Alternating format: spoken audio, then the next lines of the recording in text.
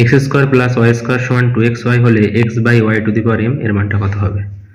তো এখান থেকে আমরা কি পাবো না এক্স স্কোয়ার প্লাস 2xyটা বাঁ দিকে আসলে কত হবে -2xy plus Y square equal to 0। তাহলে এখান থেকে X square minus 2xy plus Y square সেটাকে আমরা লিখবো এক্স মাইনাস ওয়াই তার হোল স্কোয়ার ইকুয়াল টু 0।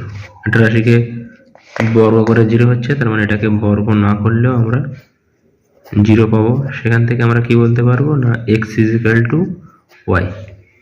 এরপরে আমরা কি লিখবো না এখানে একটা 1 আছে ভাবতে পারি, তাহলে ওয়াই ডট 1 এক্স ওয়াইটা এদিকে আসলে ভাগ হবে মানে এক্স বাই ওয়াই হবে সমান কত হবে না 1 হবে।